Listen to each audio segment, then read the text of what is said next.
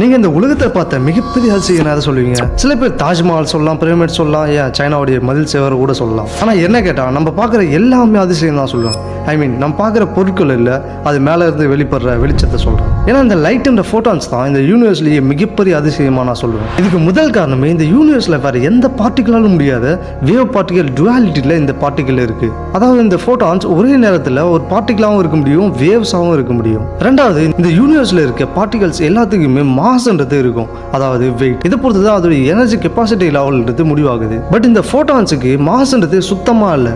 So இதால எனர்ஜியை carry பண்ண முடியாம தான் இருக்கணும். ஆனா இந்த யூனிவர்ஸ்ல மிக வேகமான ஒன்னாவும் அதுவும் ஒரு ரெஸ்டிங் ஸ்டேட்டே இல்லாத ஒன்னா இருக்கு. மூணாவது, நம்ம நினைக்கிறோம் ஒரு பொருள் மேல லைட் பட்டு ரிஃப்ளெக்ட் ஆகும்போது அந்த பொருளுடைய கலரை அந்த லைட் கேரி பண்ணி நம்ம கண்ணுக்கு எடுத்துட்டு வருதுன்னு. பட் இந்த லைட்டுக்கு கலர்ன்றது என்னன்னே தெரியாது. இதுக்கு தெரிஞ்சது வெறும் வேவ் லென்த், அதாவது அலை நீளம். இந்த லைட் ஒரு பொருள் மேல படும்போது அதோடைய வேவ் லென்த்தை மட்டும் தான் மாத்திக்குது. இந்த வேவ்ஸை நம்ம கண்கள் பிரெயினுக்கு அனுப்பும் போது நம்ம பிரெயின் ஒரு பொருளுடைய ஐடென்டிஃபிகேஷனுக்காக கலர்ன்ற ஒரு விஷயத்தை ஆட் பண்ணுது. ஸோ இங்க கலர்ன்றது நம்ம கிரியேட் பண்றது தான். கடைசியா சொல்லணும்னா பிக் பேங் உருவாகி இந்த யூனிவர்ஸ் உருவானதுல இருந்து இப்போ வரைக்குமான மொத்த டேட்டாவையும் இந்த ஃபோட்டான்ஸ் வச்சிருக்கு.